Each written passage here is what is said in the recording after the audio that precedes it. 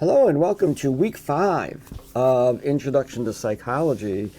And an announcement, I was going through the material for this particular week, which is Sensation and Perception, and I discovered that there were some formatting issues in terms of images overlapping some of the text in the course book. So I went in and made those edits on the original file, re-uploaded those to my server, and not a really huge deal, but if you want, delete all the versions of the course book that you have right now. Go to the same place in course documents that you got the first ones and just click on those again. I've changed the original file that links to, and you can download the course book again in whatever format, whether you went with EPUB or the PDF, and Chapter 5 has been fixed. And I'm going to keep an eye on this because sometimes in the translation between my original file type and into PDF or EPUB, there's something that goes quirky. So, and if you find anything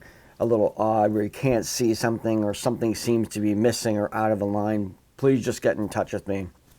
I'm trying to perfect these books so that they're eventually we're looking at publishing them. And so here we are. Sorry about that inconvenience, but here we are in week 5 already, 1/3 of the way through our courses. And I'll start off with a little bit of an announcement, and that is I've been working on opportunities for service learning online, which is a option for the major project in this particular class. And so I want to provide you with an opportunity to check out the resources that I've created, and I'm pulling them up right now.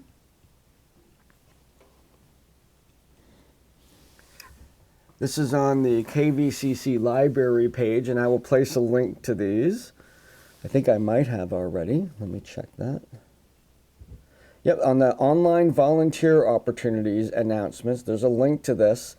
And you go to current opportunities, and this is an ongoing updated resource here.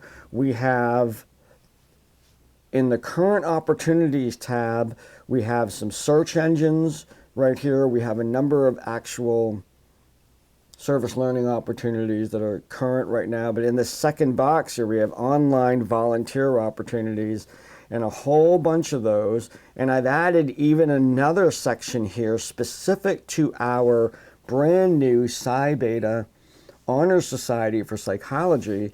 This link will bring you to a Google Doc that contains a whole bunch of other resources. There's some crossover, and there's actually some links in the Google Doc that bring you to the United Way of California or something like that.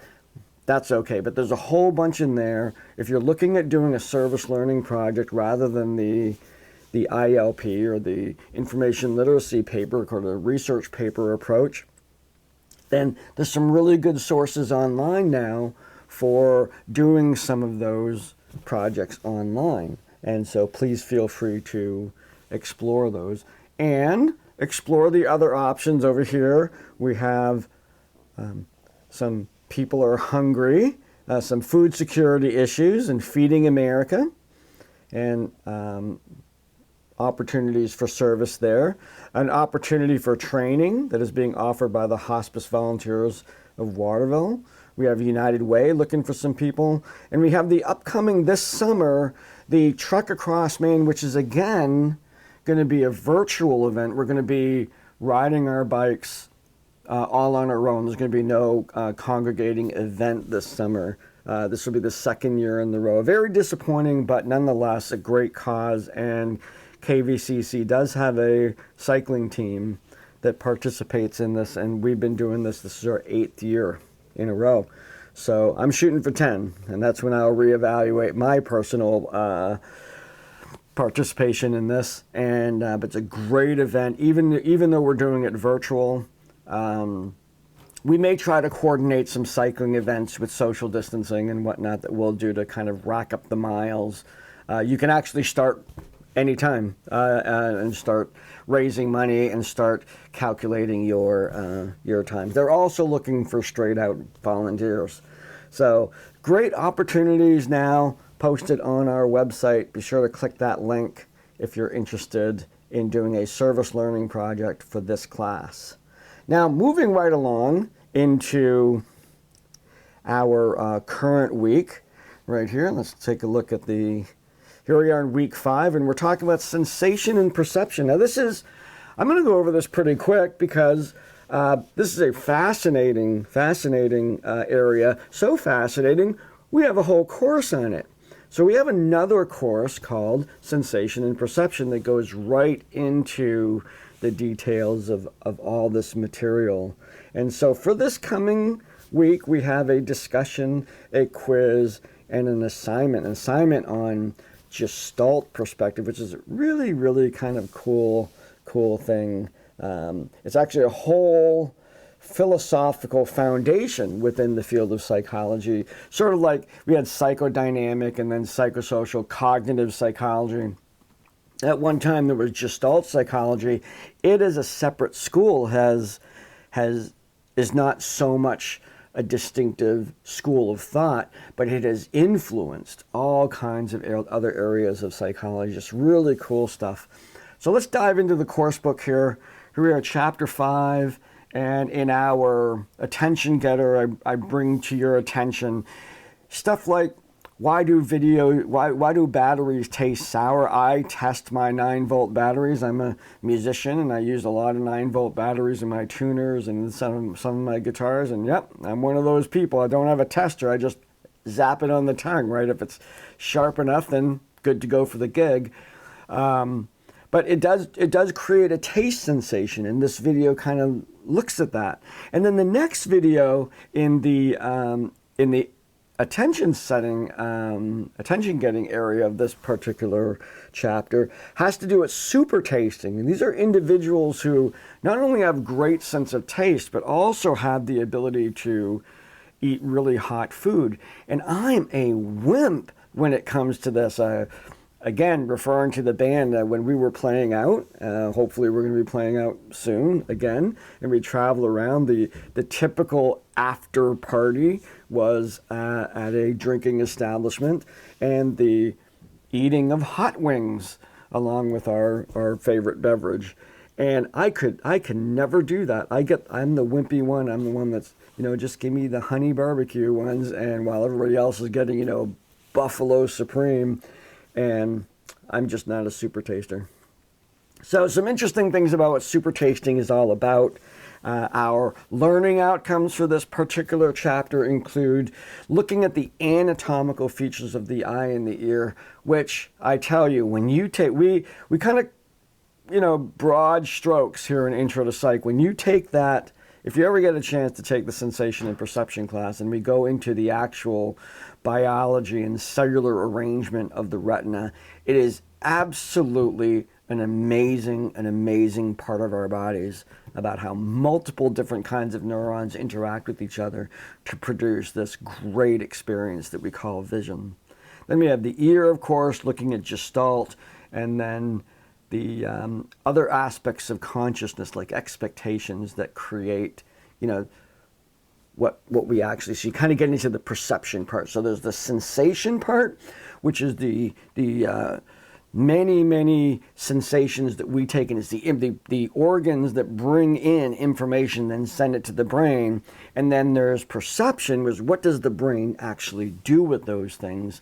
Change them, modify them, fill in the blanks, those kinds of things. So we talk about first the biology of the mind, and we see this separate sensation as being primary biological, and then perception being primarily cognitive. And there's lots of factors that actually play into the role of how we see things. But each one of those senses that we have, and there's more than 5, by the way, well, there's certainly, we have these 5 right here. These are the big 5, but there's all kinds of other sensations. So if we were just looking at hearing, smell, touch, sight, and taste, I have right down here like these thresholds. So the organs themselves limit what we can take in, and the sum total of those are the human sensory limitations. So bees, for example, can see ultraviolet light, like the way we see light within the spectrum, the visual spectrum. We don't see ultraviolet light, so the world looks very different to a bee than it does to a human being. And the actual, let's say the actual acuity of the human eye limits what we can see in terms of detail when it's far away, or light sources when they're far away, and under certain conditions and adapting to darkness and all that stuff. It truncates what we can see as a human animal, whereas other animals may have other areas that they see differently than us. And so the actual structure and neurological basis of all of our sensations limit us. That's the first limiting factor to what we actually experience in terms of sensation. And I have a little bit there about the basic 5 senses and the limitations, like the hearing tick of a watch at 20 feet. The interesting thing to consider, just a little side note on this, is that somewhere along in the history of psychology, people started doing experiments to figure out what are the limits of the human sensation system. So there's got to be this whole series of data out there about how far does a watch need to be away? A ticking watch, mind you, you can kind of date that. Not too many ticking watches left in our world today. But a ticking watch, how far? They probably had an experiment. The person was, can you still hear me? Can you still hear me? Can you still hear me? And they sort of figured it was about 20 feet when you kind of lost it. I just think it's sort of funny to think about doing some of those experiments and replicating the data that we see, this kind of standard information in the world of psychology. In smell, 1 drop of perfume diffused in a 3-room apartment. We have touch, a bee's wing. I just can't help but get funny here. All those poor bees, they had to de-wing all those poor bees. Not fun. Those poor bees all had no wings, and just so some experimenter can drop them on subjects and determine whether they feel them or not. Just unethical practices by psychologists here. Sight, this is actually really cool. Human beings have an amazing vision system. It is equal in terms of light dark to an owl. And think about, the raptors being, the raptor birds being descendants from dinosaurs. They're the only dinosaurs left. The birds are. And a candle flame at 30 miles at a dark night. The difference between us and an owl, though, is the visual acuity of motion in dark or in lack of light. They can see the little mouse going along. We can't. We probably don't want to see the little mouse going on. And then taste, 1 teaspoon of sugar in 2 gallons of water. But then I give you a list of all we always think of these 5 senses. There's a lot more of them. We feel pressure, itch, thermoperception, that's temperature, proprioception, that is the think about I don't know where I was going there, but where I can close my eyes and I can put my hand up and I know my hand is up there and it's not down here. I have a sensation of the muscles and whatnot that also align within my brain of the location of my limb. And this develops early on when kids are sort of little babies are moving around. They're actually developing that sensation of personal body parts in space. And so it's a very important part of development. They're all swinging their arms around doing that sort of thing. Tension. Let's say when we're lifting weights and we feel the gravity against the weights and we feel that tension, that's a separate sensation. Nociception, which is the experience of pain, which is the focus actually, getting into the notion of how do we feel pain is the science of painkillers, and it's also the science of super tasters, because very, very hot foods not only activate our taste receptors, but they also activate our pain receptors. And so there's some interesting aspects of super tasters that are able to negotiate better the pain receptor signal and the taste signal, and override the taste one so that they can enjoy the taste related to hot foods as opposed to being overwhelmed by the pain of hot foods. So that's kind of the dynamic that's going in there in terms of super tasters. When we whoa, I tried it, but it didn't happen. Equilibrioception. This is how we keep our balance. Stretch, hunger, magnetoception. This is our ability to detect magnetic fields like static and whatnot, and our perception of time. So you see it, our actual sensations they're not just those 5. Those are, they're pretty straightforward and sort of what we spend a lot of time when we're teaching about the interaction between sensation and perception. We spend a lot of time on those 5 because the others are a little bit less straightforward in terms of how many parts of the body are involved and how do the nerves really experience those things and translate that information. But all of those are truly notions of sensation. And I think you can kind of relate to them that they're also skill sets.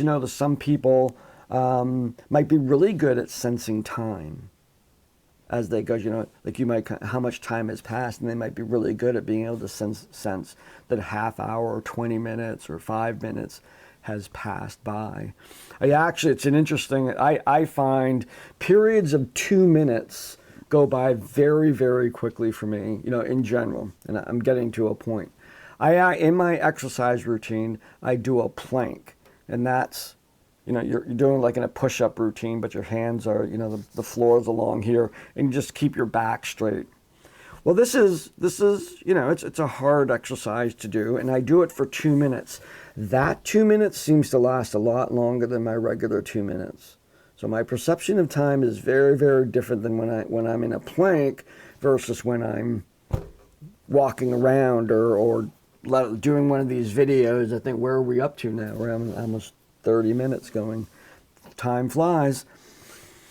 So let's look a little bit, because we're actually looking at the organs. When we look at those 5 sensations, we're looking at organs of perception: our eyes, our ears, our skin, our tongue, those kinds of things, and how they translate physical energy into neurological energy. So we're going to start off with vision, and we're going to take a look at the electromagnetic spectrum. So here we have this large graphic of the electromagnetic you can't really call it vision, because vision, look at the visible spectrum right there. It's about 2/3 of the way from the left.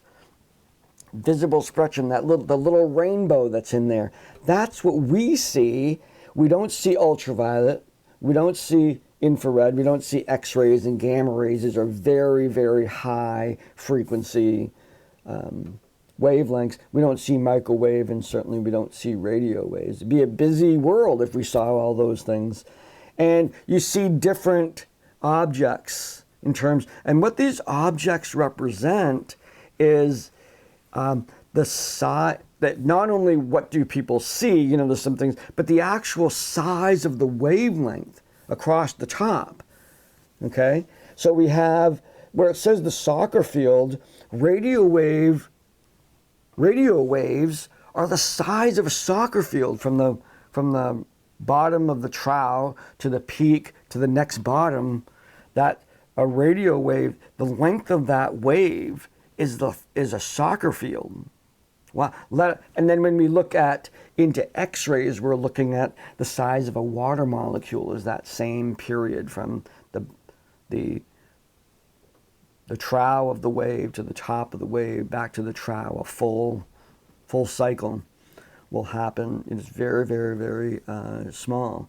So let's say microwaves are actually, a little thing about microwaves. Microwaves, of course, cause water molecules to vibrate, and that vibration creates a static heat through friction, and that's what heats our food. So we have this electromagnetic wave going in and shaking the water molecules. That's why some dishes work some dishes don't heat up because there's no water in them, and other dishes do heat up because there's a certain amount of moisture in them, and that's why we have different dishes that work in microwaves and not. But if you look at the front window of your microwave, you see it's like a mesh, and the little circles and then the little holes in there which allow you to see your food cooking and make sure you don't burn the cheese on top of your souffle. That hole is smaller than the wavelength of microwaves. That's why they don't come out of those holes. They would cook you. They would cause you to burn if they came out of there, but there's shielding all around that microwave, but they created that mesh, and the holes are just small enough that the microwaves can't come through them. So you can actually see the sides of a microwave based on that particular hole. Now, so here we have some things about sound waves and visual. So we're looking at visual and sound at the same time, and things along the electromagnetic spectrum. Here a little bit about what is it about what makes a sound wave. We have pitch and amplitude, and there's actually a little experiment here, a virtual oscilloscope. You have to use your Chrome browser. They designed it for the features of the Chrome browser to actually look at this visual oscilloscope, but it gives you it's a really neat tool to use for demonstrating different sounds. In fact, why don't we just go, we're live here, we can just go look at it. I'll see if I can open this up in my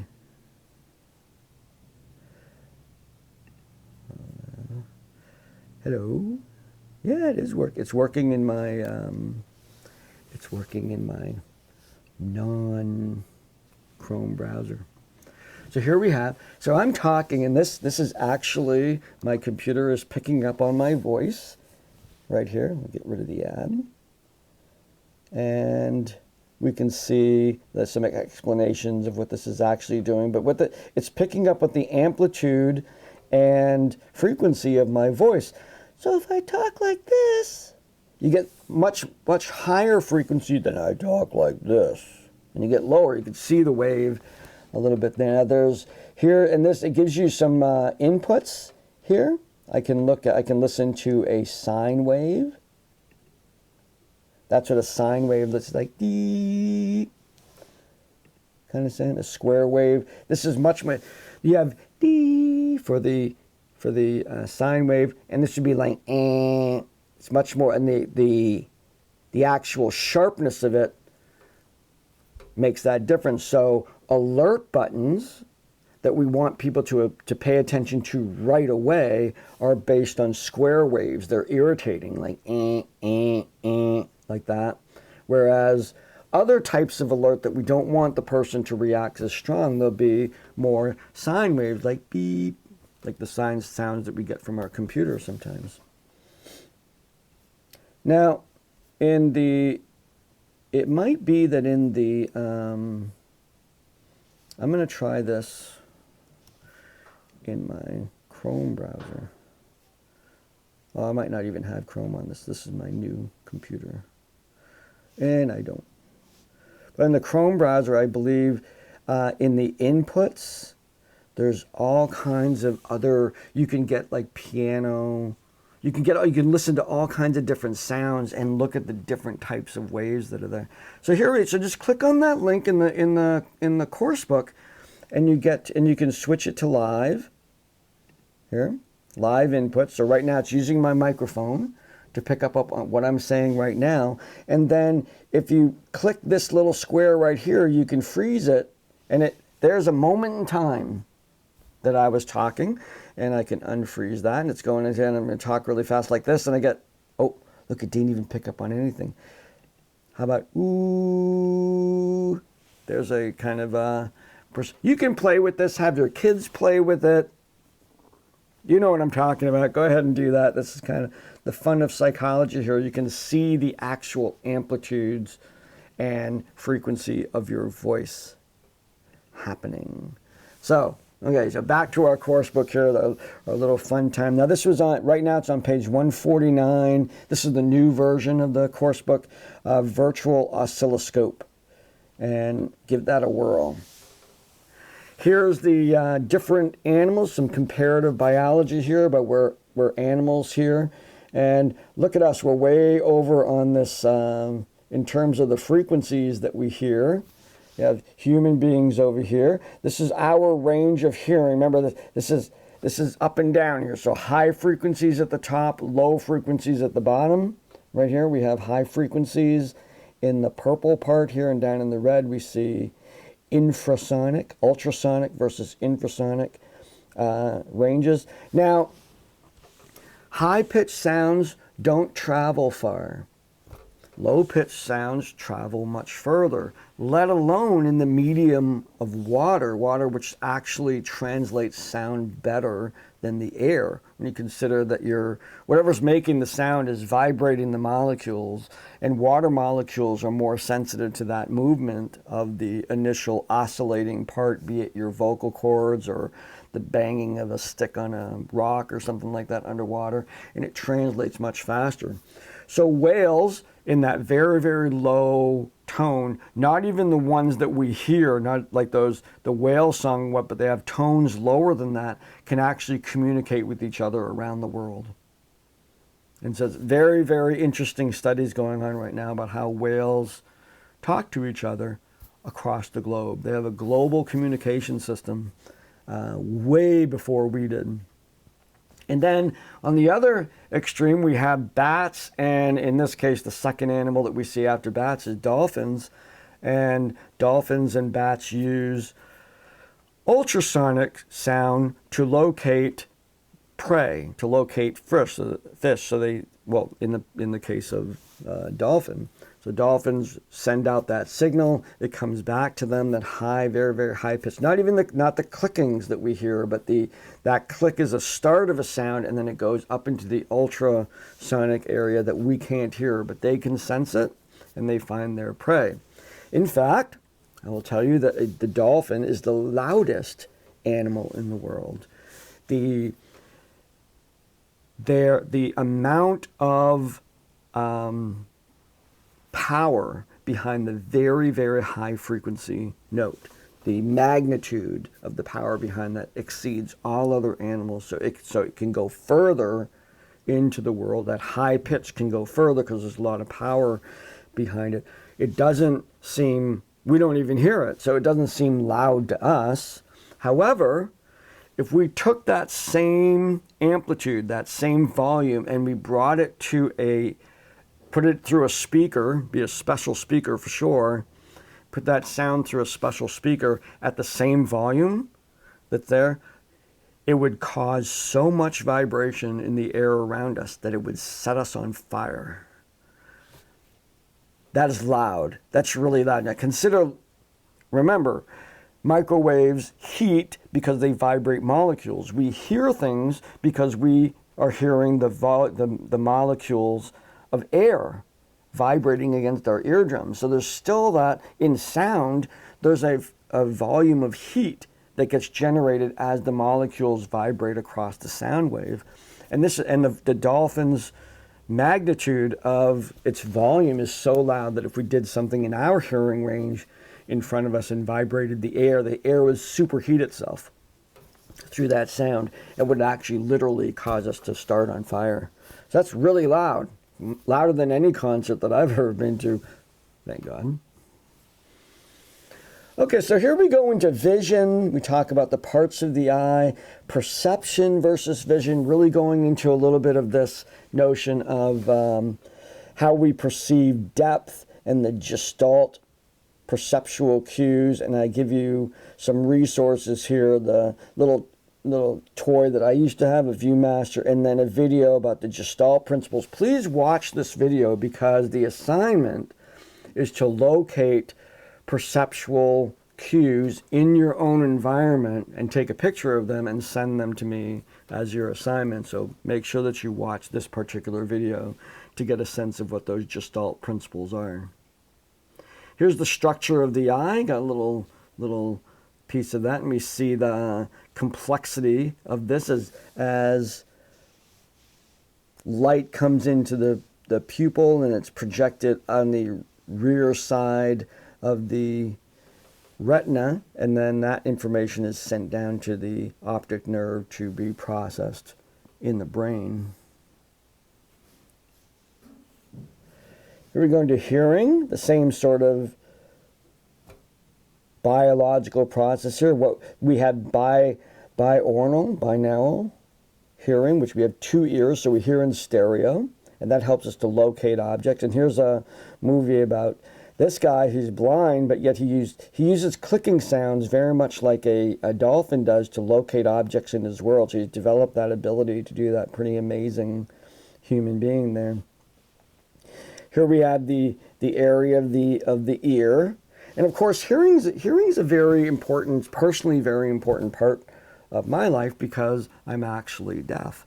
I qualify as deaf. I wear these hearing aids, and my particular deafness is in the very, very high range of our total spectrum of what we can hear. Very high range, but it is where we can distinguish between T's and C's and K's and P's. And you see that the P, that very, very high-pitched part, T, P, the high-pitched beginning of each one of those sounds, those very, very high pitch sounds I can't hear, literally. It makes understanding language outside of the use of my hearing aids very, very difficult.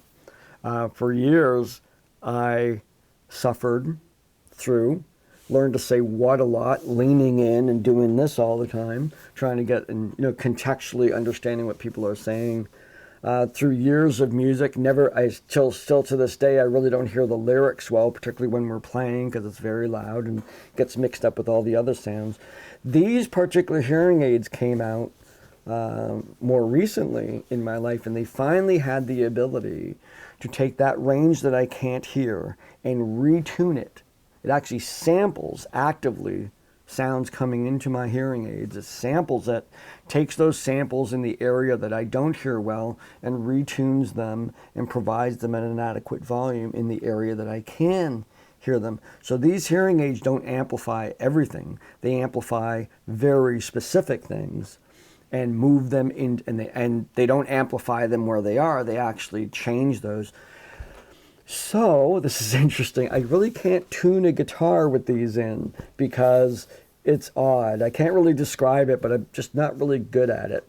And so I use a electronic tuner. If I take them out, I can easily tune a guitar, and I can hear those tones enough so I know when tones match. But the actual movement of those tones, which in daily life I don't even sense them at all. My brain is now accommodated to these particular hearing aids, and but it's an interesting little side effect, I guess, that I can't tune a guitar with them in.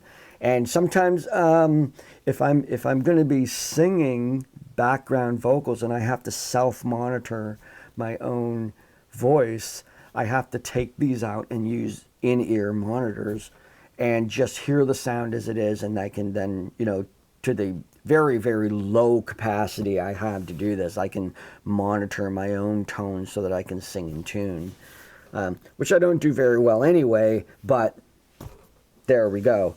That particular aspect of my life, that disability, is actually a disruption of the cilia hairs that are located in the cochlea. As sound enters in through the ear and vibrates the eardrum and then passes through these physical bones right here and vibrates through the oval window, vibrates the liquid that is inside the cochlea, which, by the way, is biochemically very similar to seawater. I just think that's cool. We were fish one day. So there we go, proof. So we have the cochlea is filled with fluid that vibrates, and there's tiny hairs along the inside of the cochlea that perceive different tones of sound, and they go from low to high, I think. Maybe they go from high to low. I think they go high to low because the ones deep in are further away. And there's damage to the high ones. Now, some of it's congenital for me, and I've never passed a hearing test even when I was a kid, but some of it was certainly brought on by playing rock music really, really, really loud.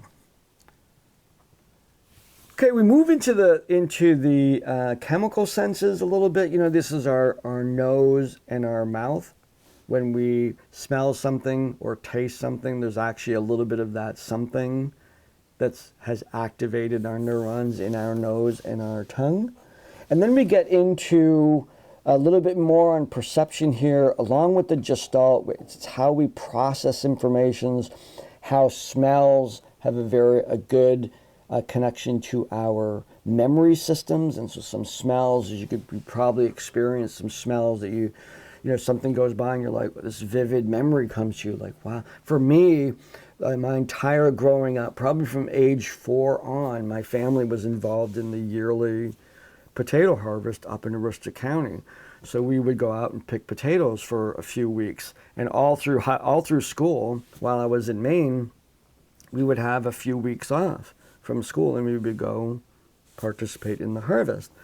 And the smell of freshly turned dirt, which was, you know, everywhere when that was going on, triggers these memories. So if I'm, you know, just, you know, planting something in my lawn, that smell brings me right back to that part of my life. And so it's kind of cool how that is. And then we end off with a couple of videos really going into the notion of perception and how the brain plays such an important role in interpreting what we see. It not only fills in the missing parts, but it actually structures a reality that is very different than what's out there.